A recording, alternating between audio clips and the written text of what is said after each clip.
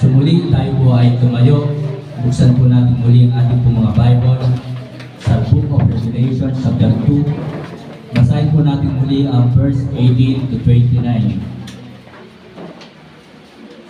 Revelation chapter 2 verse 18 to 29. Kung nakita na po, isang malakas at masayang Amen. Magkaroon po tayo ng salitang pagbasa. Ako po sa verse 18. Kayo po sa verse 19, sabay-sabay po tayo sa verse 29. Verse 18, And unto the angel of the church in Thyatira write, These things saith the Son of God, who hath his eyes like unto a flame of fire, and his feet are like fine brass. Verse 19. I know thy works and charity, and service, and faith, and thy patience, and thy works, and thy last no more than the first. Notwithstanding, I have a few things against thee, because thou sufferest that woman Jezebel, which calleth herself a prophetess, to teach and to seduce my servants to commit fornications, and to eat things sacrificed unto idols. Verse 21. But I gave her space to repent of her fornication, but she repented not. Behold, I will cast her into a bed, and them that commit adultery with her into great tribulations, except they repent of their deeds. Verse 23.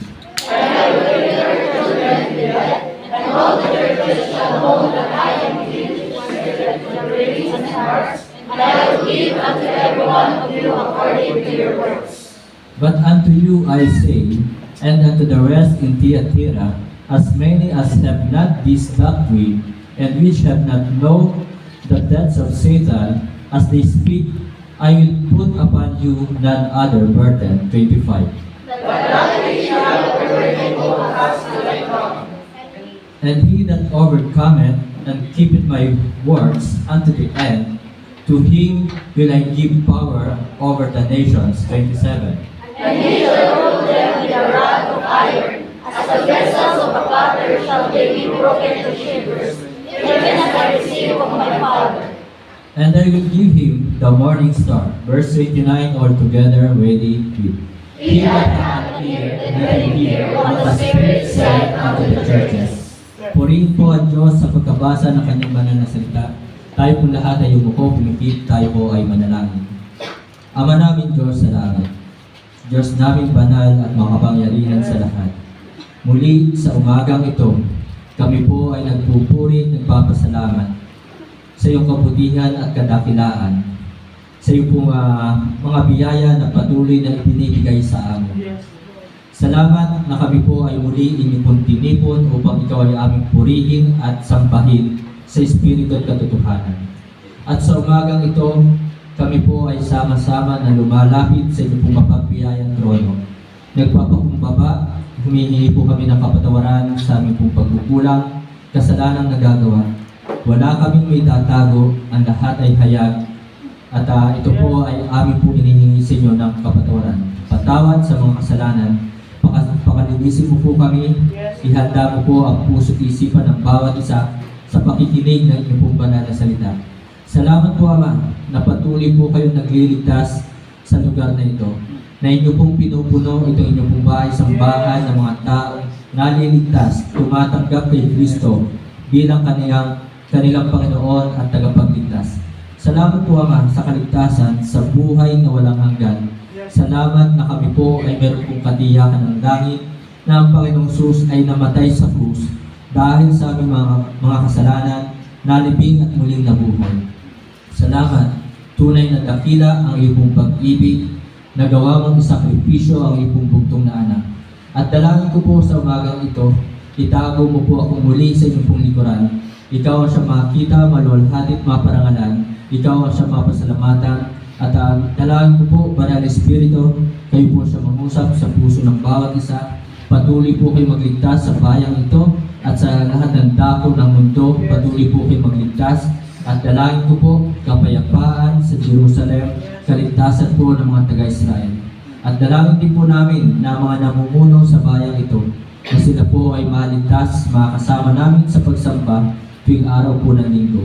Aking ibinabalik sa iyo, Ama, ang kaluwalhatian, ang papuri at pasasalamat. Ito po ay aming dalangin na may pasasalamat. Sa pangalan po ng aming Panginoon Jesus. Amen. Pwede na po mga po. So this morning, I think tayo po ay nasa 60. So purihin po ang Panginoon at pinupuno po ang kanya po bahay sa bahan. Patunay lamang po na talagang marami ang nababahaginan ng salita ng Diyos sa lugar na ito. So, at marami ang tumatanggap kay Kristo sa lugar na ito. So, ngayon po umaga mga kapatid, mga minamahal, kung babalikan po natin ang ito pong ating pong mga binasa, dito po sa verse 18, tinan po natin ang verse 18, tinan niyo po. And unto the angel of the church in Thyatira, write, these things saith the Son of God, who hath his eyes like unto a flame of fire, and his feet are like fine brass.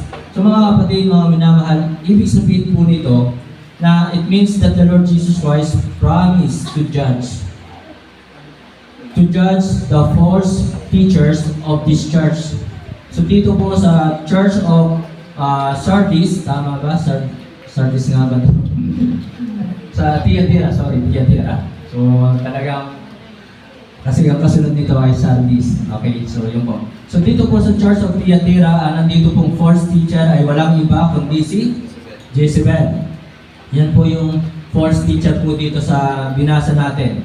At pangako po ng Panginoong Jesus na talagang hahatulan, huhukuman, haharap sa kanyang great white throne judgment. Na talagang, opo, ang Diyos po ay Diyos ng pag-ibig, talagang mapagmahal. Pero ang ating po Diyos, huwag po natin kalilimutan, siya po ay righteous judge. Na talagang ang lahat ng kasamaan, ito po ay huhukuman o hahatulan ng ating pong Panginoon pagdating ng araw. At kaya nga po sinabi po dito na talagang yung fire and brass, it means that the Lord Jesus Christ promised to judge the false teachers of this church. Sa ating panahon, mga kapatid, mga minamahal, ang daming false teacher. Kaya mag-ingat po tayo.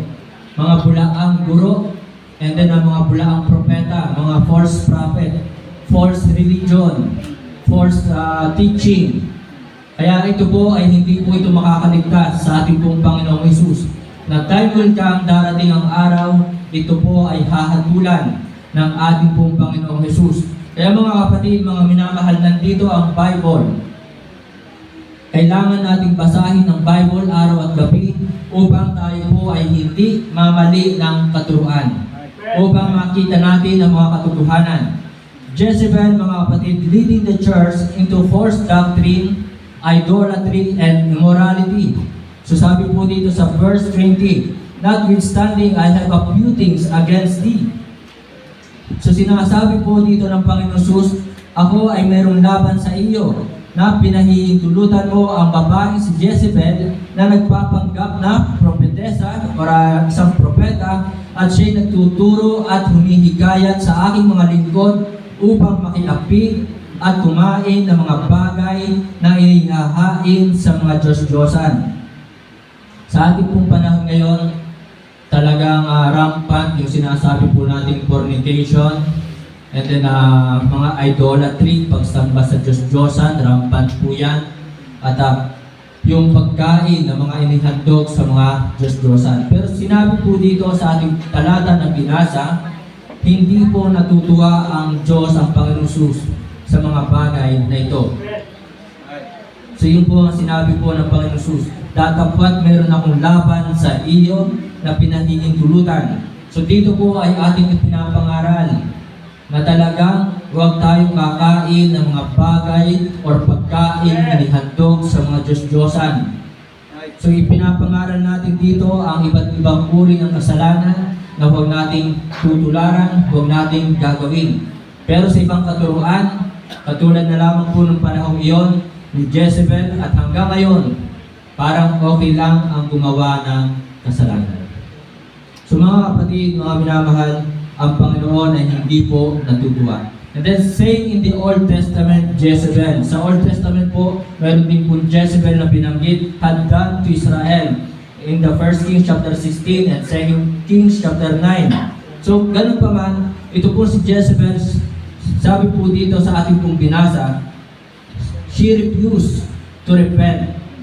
Hindi talaga nagsisi sa kanyang kasalanan. At mga kapatid, mga minamahal, sinabi po, and therefore would be judged along with her followers and her children. Then verse 24 and 25, tingnan nyo po, sa 24 and 24. 24 and 25.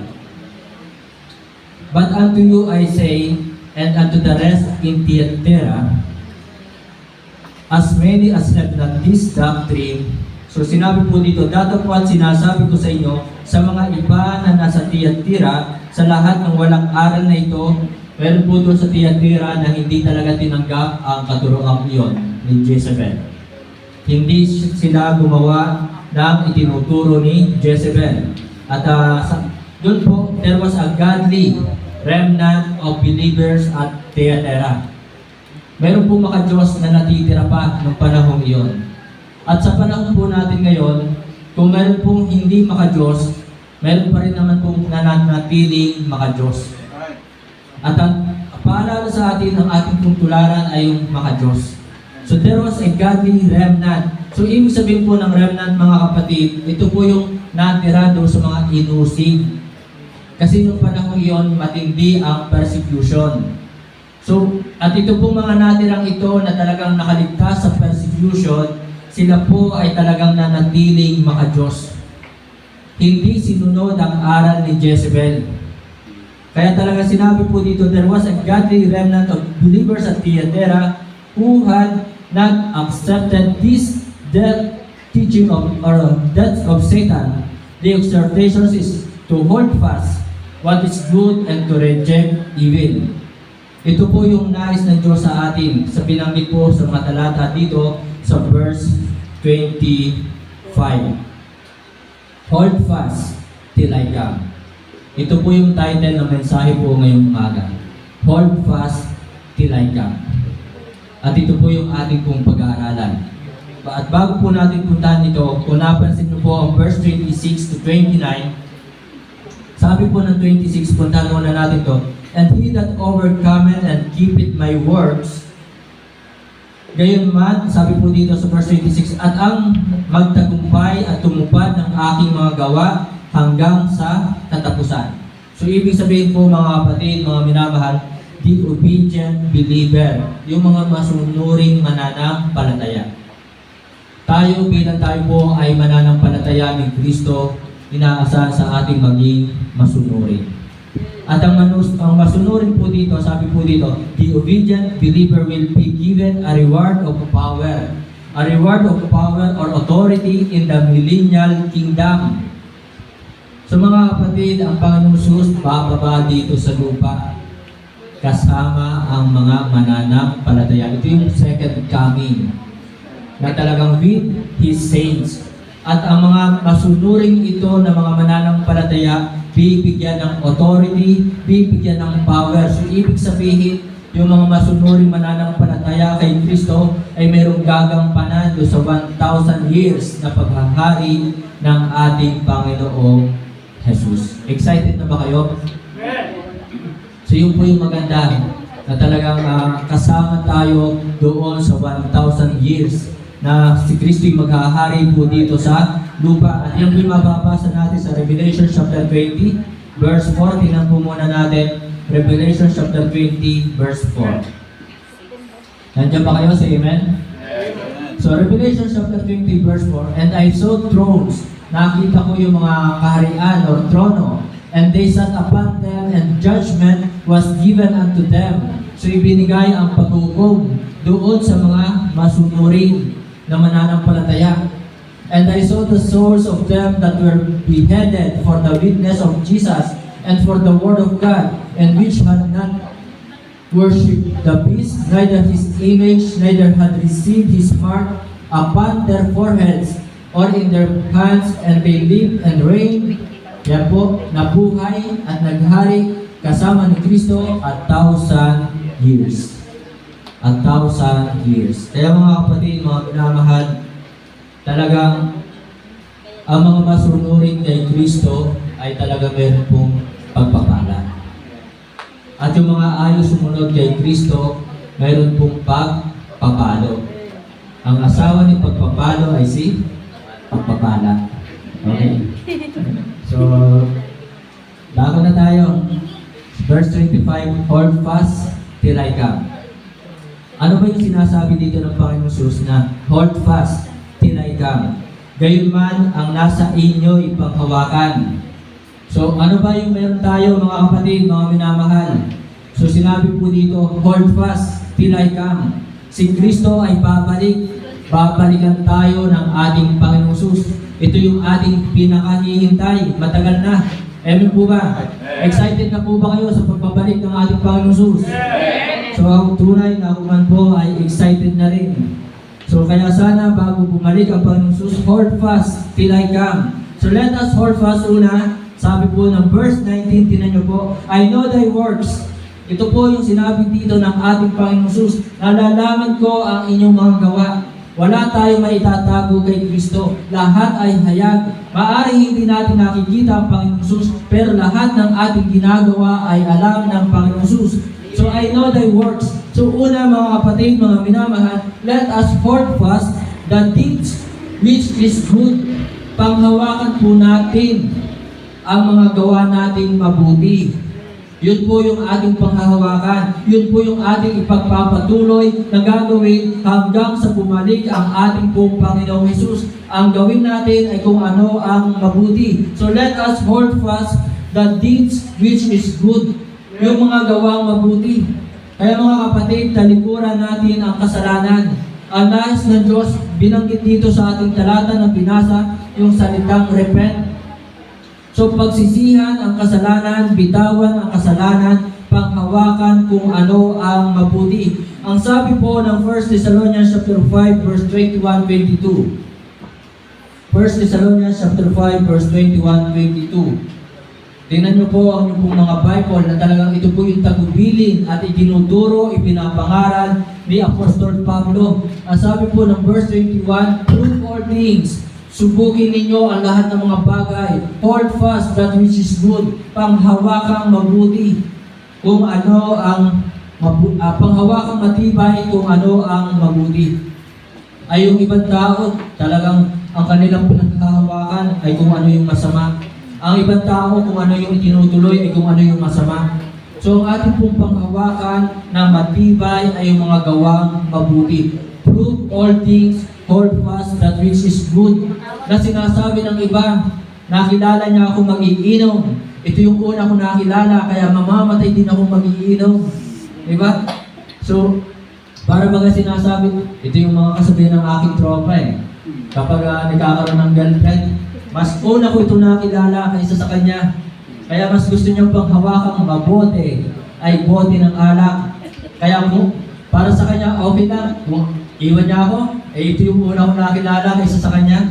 So mga kapatid, mga minamahal, prove all things, hold fast that which is good. Bitawan na natin ang ating mga kasalanan, ang ating mga bisyo, alak, sigarilyo, sugal, at kung ano pa mga uri ng kasalanan, ang mga pagkain ng mga inihandog sa Diyos-Diyosan, pagsisinungaling, pagsasalita ng bad words, pag-iisip ng masama, bitawan na po natin yan. Amen po ba? Amen. So let us hold fast the deeds which is good. Ang panghawakan natin ay yung mga gawang mabuti. At ang sabi po ng verse 22, abstain from all appearance of evil. Layuan ang anumang uri ng masama.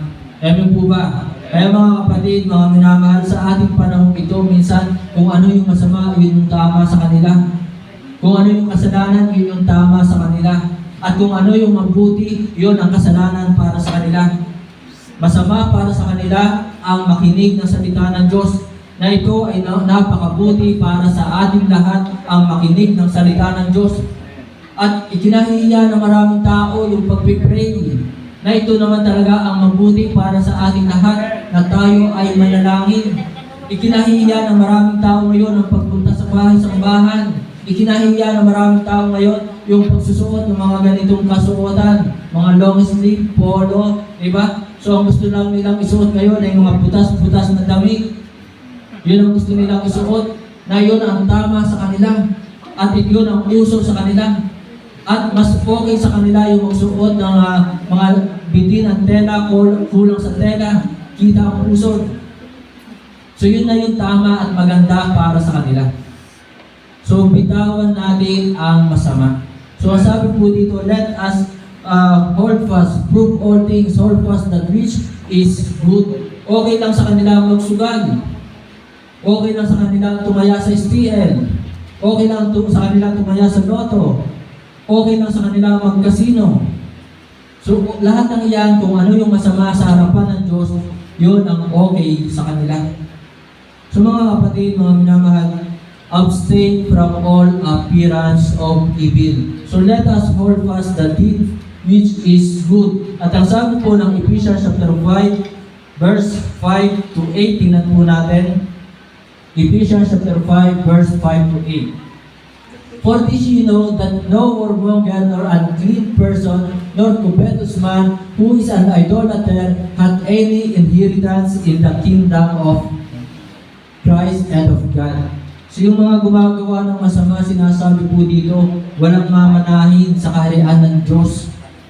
Kaya mga kapatid, prove all things, hold fast which is good, na talagang subukin ang lahat ng mga bagay at ang ating ipagpatuloy na panghawakan ay kung ano ang mabuti. Let no man deceive you with vain words. Marami ngayon ang nadadaya ng mga matatamis na pananalita, masarap na pangako, di ba? So marami ngayon ang mga nangangako pero hindi natutupad. Let no man deceive you with vain words. So ganyan ang tao ngayon. Maganda magsalita, mabulaklak magsalita. Talagang madadaya ka. Magaling silang mangaral. Ganon po yung sa ibang mga denomination. Ang galing nilang mangaral. Kaya marami sa ngayon ang nadadaya. So let no man deceive you with vain words. Kaya nandito po ang salita ng Diyos. Dapat binabasa po natin araw at gabi. And then, for because of these things cometh the wrath of God upon the children of disobedience. So doon sa mga nadadaya at doon sa mga anak na doon sa mga hindi sumusunod sa ating Diyos ay buot ng Diyos ang sa kanila.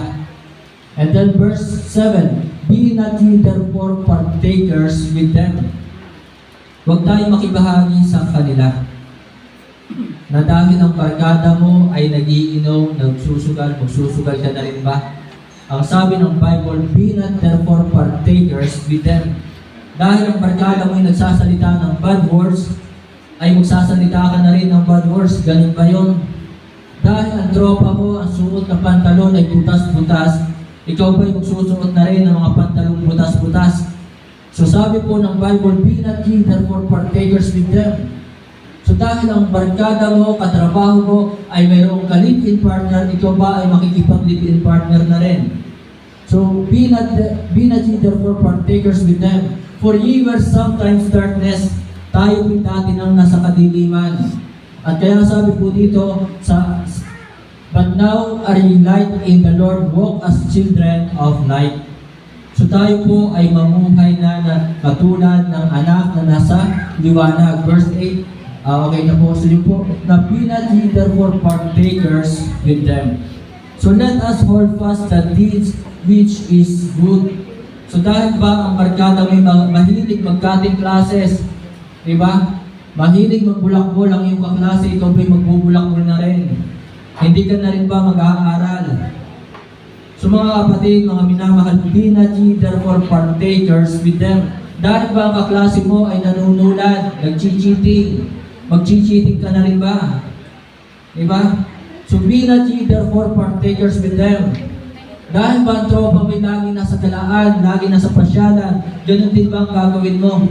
Nang tropa mo, ang barkada mo, hindi tumutulong sa gawaing bahay, hindi ka na rin ba tutulong sa gawaing bahay? Be not ye therefore partakers with them. So mga kapatid, let us hold fast the deeds which is good. Panghawakan natin ang mga gawa na mabuti. At ang sabi nga po, kung ito'y ating panghahawakan, ito'y ating gagawin. Ang sabi ng Bible sa Galatians chapter 6 verse 9, and let us not be weary and well-doing, for in due season we shall reap if we faint not. So ang pagsamba, ito po ay gawang mabuti. Ang pakikinig ng salita ng Diyos, ito po ay gawang mabuti. Ang pag-pray, ito po ay gawang mabuti sa harapan ng Diyos. Ang pagsunod sa bautismo, yan po ay gawang mabuti sa harapan ng Diyos. Kaya ito po ang ating pong gawin. Sino po ang una, let us hold fast the deeds which is good. Pangalawa, dito pa rin po sa verse 19 o Revelation chapter 2 verse 19. Tingnan niyo po, I know thy works and charity. So, nakikita ng Diyos yung ating pag-ibig sa Kanya. Ang tanong, lahat ba na nandito ay tunay na nagmamahal sa Diyos? Amen? Amen. Sabi nga ni Brother Luis kanina, ang ibigin mo ay si Kristo, hindi ka magsisisi. Wala kang pagsisisihan kapag ang Diyos ang iyong inibig. Meron ba dito mga asawa nagsisik pa sa ating mga asawa? Sana wala, no? Say amen sa mga mag-asawang hindi nagsisi sa kanilang kapartner. Ayun, ang lakas naman, no? Isa pa nga, say amen doon sa mga hindi nagsisi sa kanilang mga asawa. Say amen. Wala na amen. Hindi rin amen yung mga babae nandito. Ibig sabihin yung mga babae nandito nagsisisi sa kanilang kapartner. Okay. Sa mga kapatid, mga minamahal, yun po, tunay na kapag ang Diyos ang ating inibig, minahal, wala tayong pagsisisihan. So mga kapatid, let us hold fast. Next point is the devotion we had for God. Ito po yung ating panghawakan, na kung mahal natin ang Diyos ngayon, sana hanggang dulo ay iniibig natin, minamahal natin ang Diyos. Yon ang tunay na pag-ibig hanggang dulo, hanggang sa kamatayan. Kaya nga sa mga mag-asawa, till death do us part, in despite of, di ba? For better or for worse, in sickness or in health, for poorer or in riches. So ganon ang sumpaan ng mga mag-asawa. Kaya mga kapatid, kung tunay po tayo nagmamahal sa Diyos, iniibig natin ang Diyos, ito ang ating panghawakan. Let us hold fast the devotions we had for God till the Lord Jesus Christ came. Hanggang sa pagbabalik o hanggang sa bumalik ang ating Panginoon Jesus, ipakita natin na tayo ay tunay na nagmamahal sa Diyos. So ito po ang ating pong panghawakan. Kaya mga kapatid, mga minamahal, kung tunay nating mahal ang Diyos, ang sabi po ng John 14:15, if you love me, keep my commandments. So ang tunay na nagmamahal sa Diyos ay sumusunod sa mga utos. Amen po ba? Kaya purihin ang Panginoon na kayo narito, sumunod kayo sa utos ng Diyos na huwag pabayaan ang pagsamba. Ito po ay utos ng Diyos, huwag pabayaan ang pagtitipon, ang pagsamba, pakikinig ng salita ng Diyos. So sinunod nyo ito, ibig sabihin, minamahal ninyo, iniibig nyo ang Diyos. Alam nyo sa ating panahon ngayon, tunay na nakakalungkot. May mga tao nanlamig na ang pag-ibig sa Diyos. Ang sabi po ng Matthew 24 verse 12, tinan po natin ang ating pong Bible sa Matthew 24 verse 12, and because iniquity shall abound, the love of many shall wax cold. So malamig, nanlamig na ang pag-ibig ng maraming Kristiyano sa ating Diyos. Kaya nga ang ibang tao, ang ibang Kristiyano, ang ibang mananampalataya, hindi mo makita sa pagsamba tuwing araw ng linggo. Ang ibang Kristiyano, ang ibang mananampalataya, pinapabayaan ang pagbabasa ng Bible sapagkat malamig ang kanilang pag-ibig sa Diyos sa ating Panginoong Jesus. So, and because iniquity shall abound, kaya sana sa buhay natin, anuman ang dumating na problema o pagsubok, sana manatili yung ating pag-ibig sa Diyos. Para sa mga mag-asawa, wala namang smooth na relationship. Amen po ba? Ang relasyon ng mga mag-asawa ay sinusubok. dumadaan sa pagsubok. Amen ba, Brother June? Di ba? So ganun pa man, naghiwalay ba, mag-asawa? Hindi, di ba? So ganun po, na talagang makikita natin, hindi nagbabago ang kanilang pagtitinginan o pagmamahalan sa isa't isa. So, kaya sana sa ating bubuhay yung ating pong pag-ibig sa Diyos kay Kristo. Kung mahal natin ngayon, dapat hanggang sa bumalik ang Panginoon, till I come, sabi ng Panginoon Jesus, dapat makita sa atin na tayo po ay tunay na nagmamahal sa Diyos kay Kristo. Ito ang ating panghawakan. Maraming tao hanggang ngayon, hanggang salita lang. Di ba? Na talaga sabi nila, mahal nila ang Diyos, pero hindi mo naman makita sa bahay-sambahan. Sabi nila, mahal nila ang Diyos, pero bote ang hawak. Laging tumutungga ng alak. Laging yose ang hawak, umuusok ang bibig, laging nagsusugal, laging nagmamarites, diba? Laging gumagawa ng iba't ibang uri ng kasalanan. Yun ba ang nagmamahal sa Diyos? So ang sabi po ng 1 John chapter 3 verse 18. 1 John chapter 3 verse 18. So sabi po dito, my little children, let us not love in word. Mga munti kong mga anak, huwag tayong umibig sa salita lang. Kaya ang tunay na pag-ibig ay sa gawa. Ang tunay na pag-ibig ay sa pagsunod sa mga utos ng Diyos, neither in tongue, but in deed and in truth, sa gawa at katotohanan. So, sa ating panahon ngayon, mayroon din mga Kristiyano, sabi nga po ng Revelation chapter 2 verse 4, thou hast left thy first love. So maraming Kristiyano ngayon, iniwan si Kristo. Iniwan ang pag-ibig sa Diyos. Nawala ang pag-ibig sa Diyos. So mga kapatid, let us hold fast the devotions we had for the Lord Jesus Christ. Ito po yung ating ituloy, ito yung ating panghawakan na hanggang sa bumalik ang ating Panginoon Jesus, na dapat makita sa ating tunay tayo nagmamahal sa Diyos kay Kristo. At let us hold fast the devotions we had for God's ministry. Dapat makita sa atin na tayo mayroong pumalasakit sa ministry, sa gawain ng Diyos. Let us hold fast the devotions we had for God's people. Sana makita sa atin na talagang minamahal natin ang bawat isa. Di ba? Love one another. Sabi po lang, tingnan nga natin sa John 15, yung love one another. Marami po yan dito sa Bible na love one another.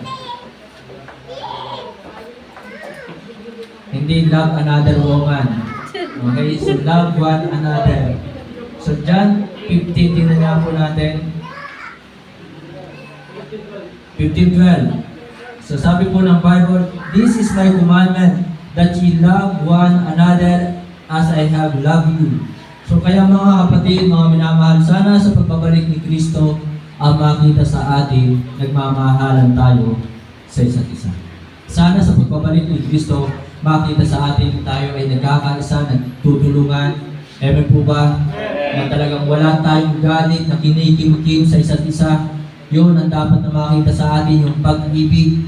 So ito yung ating panghawakan. Kaya mga kapatid, mga minamahal, alisin po natin yung ating bitterness. So the devotions we had for God, for God's ministry, for God's people, ito ang ating panghawakan. Nais ng Diyos makita tayo na naglilingkod sa Kanya. Balikan po natin Revelation chapter 2 verse 19 po ulit. Ikatlong puntos. Tingnan po natin. Sabi po dito sa verse 19, I know thy works and charity and service.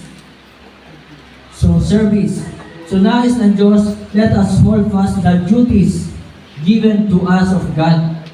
Ito po yung ating panghawakan. Ito yung ating ituloy. Yung ating paglilingkod. Yung ating tungkulin kay Kristo. Huwag natin pong kalilimutan, mga kapatid, mga minamahal, bawat isa sa atin ay meron tayong tungkulin sa Diyos.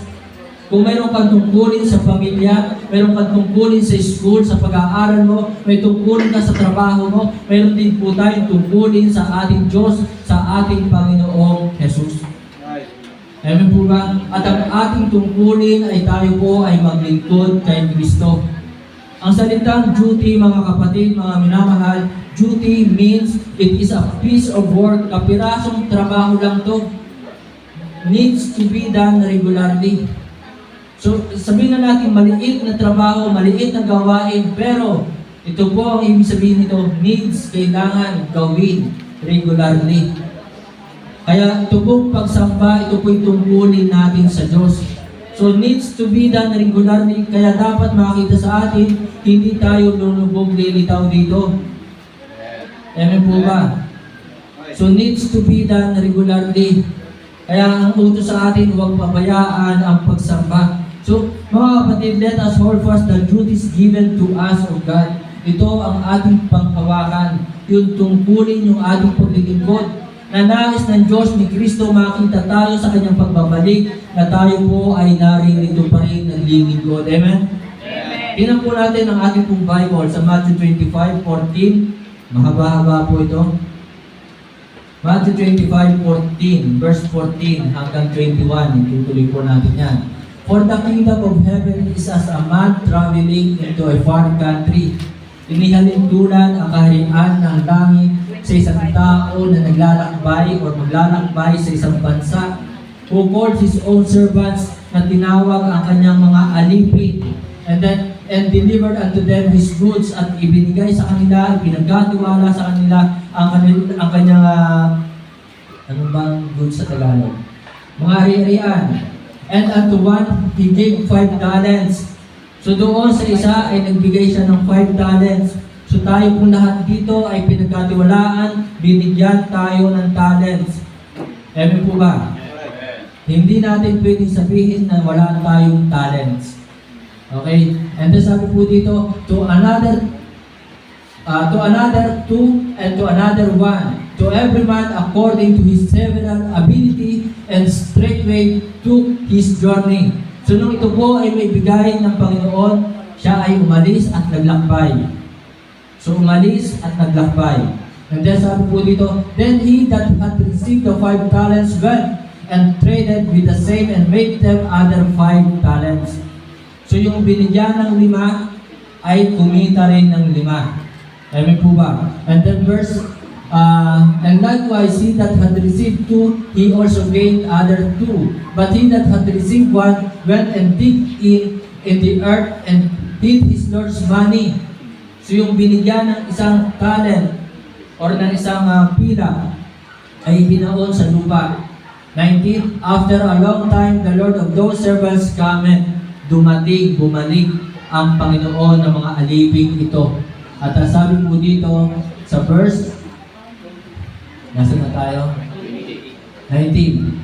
And reconnect with them, verse 20, and so he that had received 5 talents came and brought other 5 talents, saying, Lord, thou deliverest unto me 5 talents. Behold, I have gained beside them 5 talents more. And then verse 21, his Lord said unto him, well done, thou good and faithful servant. Thou hast been faithful over a few things, I will make thee ruler over many things. Enter thou into the joy of thy Lord.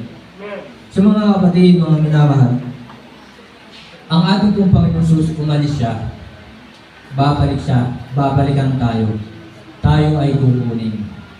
So nais ng Panginoon na kahit wala siya, hindi natin siya nakikita, maaaring hindi natin siya nakikita, pero wala tayong maitatago sa Diyos kay Kristo. Lahat ay alam ng Panginoon, nakikita ng Panginoon ang ating ginagawa, nakikita ng Panginoon ang ating paglilingkod. Sana gampanan natin na may katapatan yung ating tungkulin na ibinigay sa atin ng ating pong Panginoong Jesus.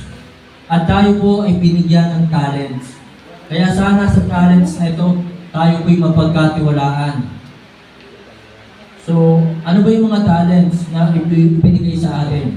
Yung buhay, yan po ay pinahiram sa atin. Kaya sana yung buhay na yan, yung lakas na yan, ang katawan mo, malakas ka, di ba? Eh sana ay laging nagagamit sa kaluwalhatian ng Panginoon. Gamitin natin yung buhay natin. Kung ikaw ay may boses, sumali ka sa choir. Di ba? At yung mga tinuturuan na dito ng matagal, sana time will come, kayo na yung darating na magtuturo sa Sunday school natin. Kaya nga kanina, Sabi ko kanina, kulang na tayo sa mga teachers dito. Gusto ko na matrain yung iba na sila naman yung magtuturo. So, yun po yung mga talento na meron po tayo. Binigyan tayo ng wisdom. Ipagamit natin para sa Panginoon. At binigyan tayo ng, katulad po sinabi dyan, money. So, binigyan tayo ng cash or money. So, sana doon sa maliit na ipinagkatiwala sa atin. Kaya nga yung ibang kabataan dito doon pa man, tinuruan na sila ng pagbibigay ng tithes and offering. Kasi dapat sa maliit na halaga mapagkatiwalaan na po tayo. Amen po ba? At kung ito'y mapagkakatiwalaan, katulad po na sinabi nga po doon sa Matthew 25 na yon, sa verse 21, di ba sabi po dito, His Lord said unto him, Well done, thou good and faithful servant, thou hast been faithful over a few things. Kaya mga kapatid, mga minamahal, kung ikaw ay tumanggap ng 200 pesos, so ibalik natin para sa Panginoon yung ikapo o ikasampung bahagi, yung tithes, mga kapatid, mga minamahal, sa Panginoon. So magkano yung 10% ng 200 pesos? 20. Mahirap bang ibigay yun sa Panginoon? Yung halagang 20 pesos, ay samantalang ang pera na mayroon tayo, ito po ay galing sa Diyos. Maaaring nagpagod ka sa trabaho mo. Pastor, akin to. Ako nagpagod nito, ako nagsikap nito. Pero ang tanong, kanino galing ang buhay mo? Ang buhay natin. Kanino galing ang lakas natin? Sino nagbibigay sa atin ng lakas? Sino nagbibigay sa atin ng wisdom? Sino nag-iingat sa atin sa araw-araw? Kaya mga kapatid, mga minamahal, ini-encourage po kayo. Sana kayo po ay magsulat po dito. Yan nga po. Nandito yung tithes, kung magkano yung inyong pong tithes, ang inyong offering, at kung gusto nyo po magbigay sa mission fund, tayo po ay nagsusuporta sa mga missionaries sa iba't ibang bansa. Sa Israel lang pala, sorry. Hindi sa iba't ibang bansa, Israel pa lang po yung ating sinusuportahan. And then, meron tayong sinusuportahan sa Samar, meron tayong sinusuportahan sa Cagayan. So, doon po sa Mission Fund, so yan po ay hahatiin natin doon sa ating mga sinusuportahan. Pinapadala po natin yan monthly. Kaya mga kapatid, mga minamahal, sana magsulat po kayo dito ng inyong tithes, offering. At kung maaari po, lagyan nyo rin po ng pangalan nyo. Ano po ba? So kung tayo po ay mapagkakatiwalaan sa maliit na bagay, pagkakatiwalaan po tayo ng Panginoon sa malaking bagay. Tuloy nga natin yon. Sabi po dito sa verse 23. His Lord said unto him, Well done, good and faithful servant, thou hast been faithful over a few things, I will make thee ruler over many things. So napagkatiwalaan sa kakaunting bagay. Kaya mga kapatid, mga minamahal, lagi ko na ibinibigay dito ang example si Kuya Renner.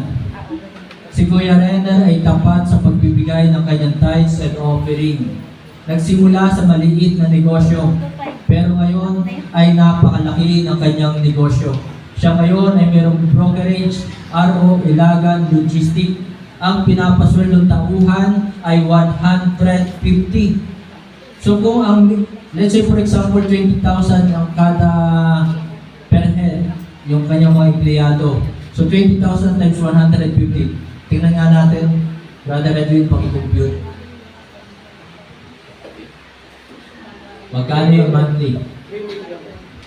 Magkano? 3 million.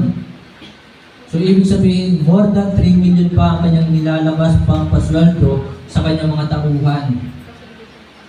Kaya mga kapatid, mga minamahal, nagsimula lang po si Kuya Renner sa isang maliit na negosyo. Pero dahil nagtapat sa pagbibigay ng tithes and offering, ito po ay ating duties, tungkulin po natin ito bilang ating paglilingkod sa Diyos kay Kristo. Amen po ba? Ito po ay ating tungkulin bilang paglilingkod sa ating Panginoong Jesus. So ano pa ba yung ating mga tungkulin? So let us hold fast the duties given to us of God. So our duties is to worship God. Our duties is to pray. Our duties is to win souls for Christ. Ito yung ating mga tungkulin. Go ye therefore and teach all nations, baptizing them in the name of the Father, and of the Son, and of the Holy Ghost. So ito po yung ating duties, teaching them to observe all things whatsoever I have commanded you, and lo, I am with you always, even unto the end of the world. So that is our duty. Hindi po yan tungkulin lamang ng pastor. Hindi po yan tungkulin lamang ng worker. Ito po ay para sa ating lahat. Yung sumamba, mag-pray, mag-akay ng kaluluwa. So that is our duty, to read the Bible. This is our duty. Salamat, meron na dito mga nakatapos na basahin ng Bible. Pero marami pa rin ang hindi nakakatapos magbasa ng Bible. Sana magawa po natin. Hindi naman tayo pinilit na tapusin ang Bible sa isang gabi lang. Sana daily, day and night, ganun po ang pagbabasa ng Bible. Psalms chapter 1 verse 2. But his delight is in the law of the Lord, and in his law that he meditate day and night. Na talagang pinag-aaralan, pinagbubulay-gulayan ang salita ng Diyos araw at gabi. Amen po ba? Mag-amen nga mga nagbasa ng Bible kagabi? Amen. Kakante. Kaninang umaga? So, araw at gabi po ang utos sa atin. So, this is our duties. Ito ay kasama sa ating pong paglilingkod sa Diyos kay Kristo. To read the Bible, to give, to forgive. Kaya mga kapatid, sana wala tayong kagalit, wala tayong sama ng loob. Amen po ba? That is our duty. Tungkulin natin to na talagang tayo ay magpatawad. Colossians chapter 3 verse 13. Colossians 3:13, tingnan niyo po yung Bible. Kahit hindi pa yan nahingi sa iyo ng sorry o hindi pa yan nahingi ng tawad sa iyo, patawarin mo na. Sabi po, forbearing one another, forgiving one another, if any man have a quarrel against any, even as Christ forgive you, so also do ye. Kung paano tayo pinatawad ni Kristo, ay ganun din ang ating gawin. Amen po ba? So magpatawad. Ephesians chapter 4 verse 26. Be ye angry. Magalit kayo. Magalit na kayo sa akin kung kayo tinatamaan sa preaching. Ako'y tagapagsalita ng dito. So sabi po niya, be ye angry and sin not. Let not the sun go down upon your wrath. Kaya mga kapatid, this is our duty. Magpatawad. Alisin ang galit sa ating puso, sa ating dibdib. Huwag hahayaang lulubog ang araw na ikaw ay galit pa rin dyan sa iyong katabi. Diba?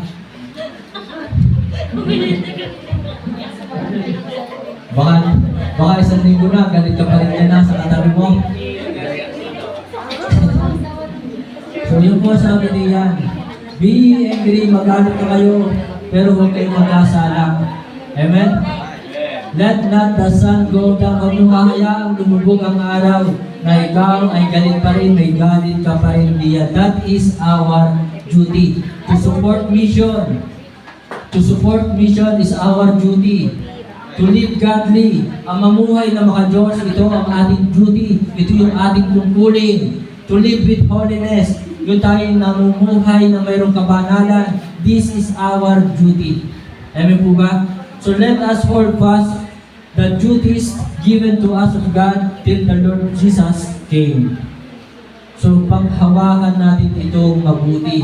Ito ang ating ituloy.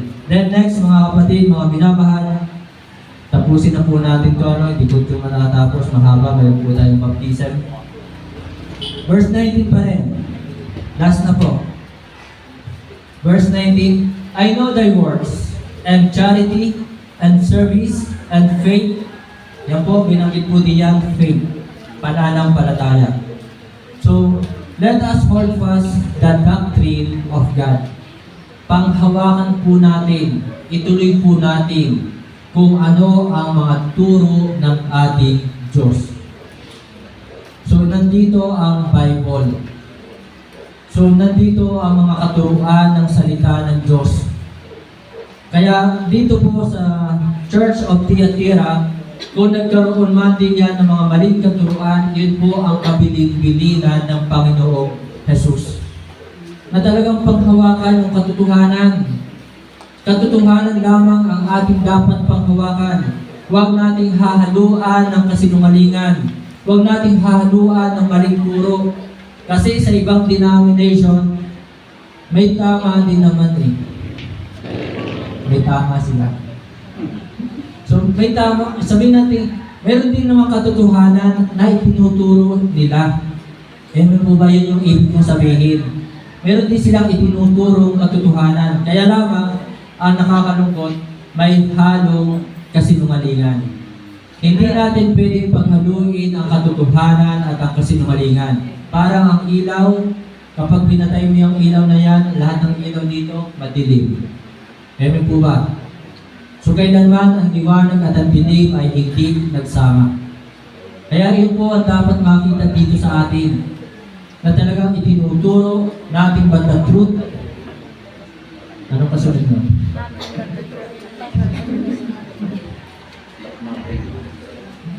Nating ba the truth?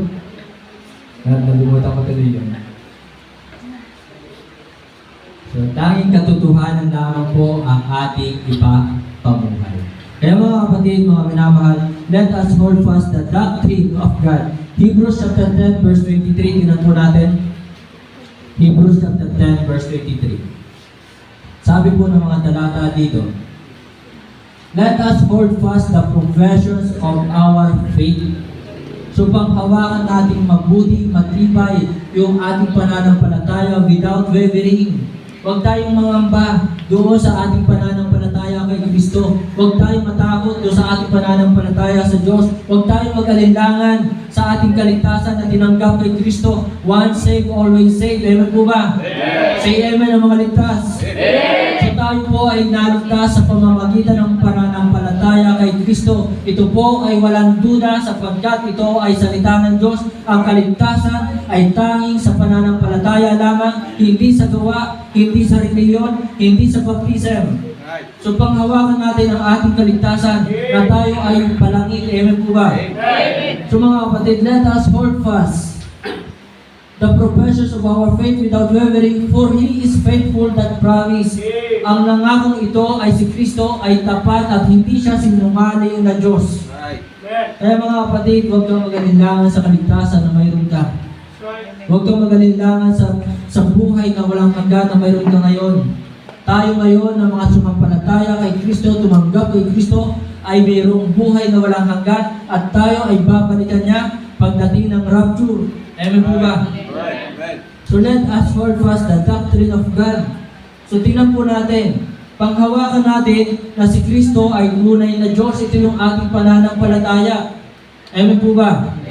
Si Kristo ay tunay na Diyos. Kasi mayroong mga nagtuturo na si Kristo ay tao lang. Napakasakit naman na talagang sasabihin nila si Kristo ay hindi tunay na Diyos. Ay ang sabi ng 1 John chapter 5 verse 20, sabi po ng Bible sa 1 John chapter 5 verse 20. Tingnan niyo po, hindi po Bible. And we know that the Son of God is come, and hath given us an understanding that we may know Him that is true, and we are in Him that is true, even in His Son, Jesus Christ. This is the true God. Malinaw sinabi ng Bible, ng salita ng Diyos, this is the true God. Kaya hindi lahat ng reliyon ay sa Diyos. Kasi ang turo nila, si Kristo'y tao lang, hindi tunay na Diyos. So malinaw sinabi po dito, this is the true God. Yan ang ating pananampalataya, na si Kristo ay tunay na Diyos at ang buhay na walang hanggan ay nasa sa Kanya, and eternal life. This is the true God and eternal life. And then ano pa? Ang ating pananampalataya na si Kristo ang tagapagligtas. Meron po ba? Si Kristo ang tagapagligtas. Hindi gawa, hindi reliyon. John 3:17. Tingnan po natin ang ating pong Bible sa John 3:17.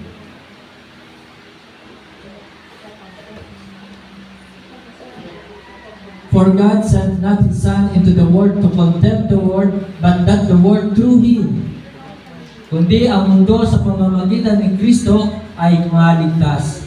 So malinaw, sinasabi dyan, itinuturo na ang Panginoong Jesus ang tagapagligtas.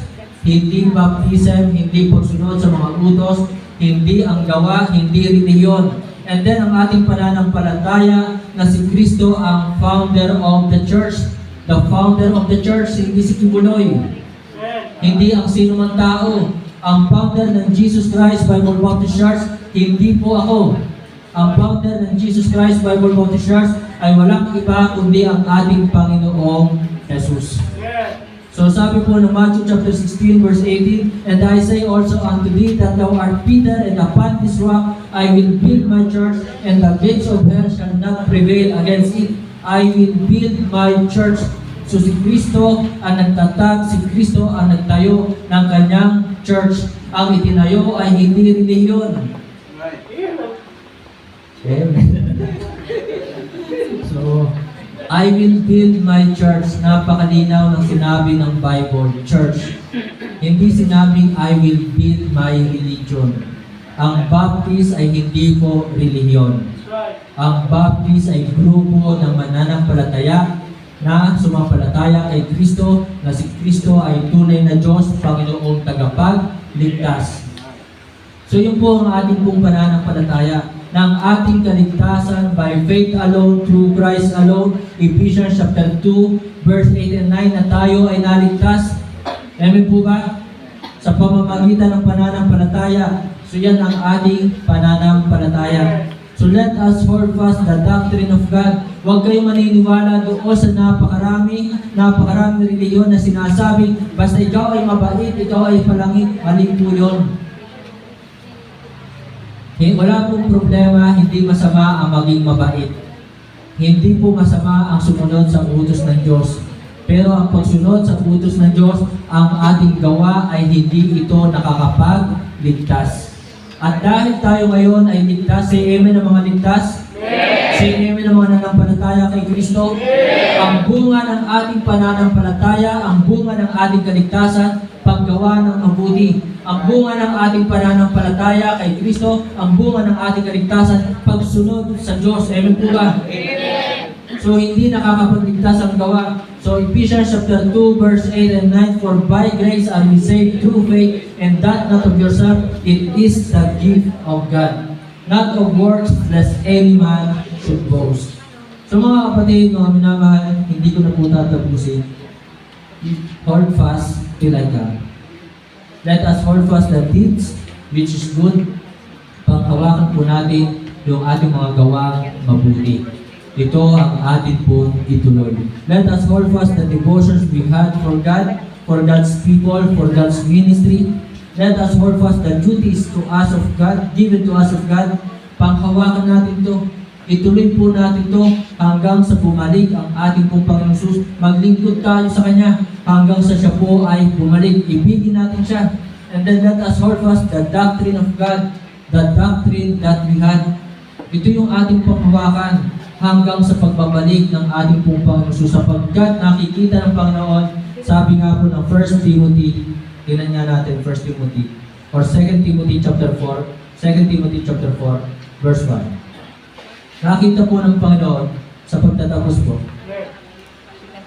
Sabi po dito, "I charge thee therefore before God and the Lord Jesus Christ, who shall judge the quick and the dead at His appearing in His kingdom." So ang Panginoon Jesus ay babalik. "Preach the word, be instant in season, out of season, reprove, rebuke, exhort with all suffering and doctrine, for the time will come." Yan na po. Kaya panghawakan natin yung katuruan ng Diyos, yung ating pananampalataya sa Diyos.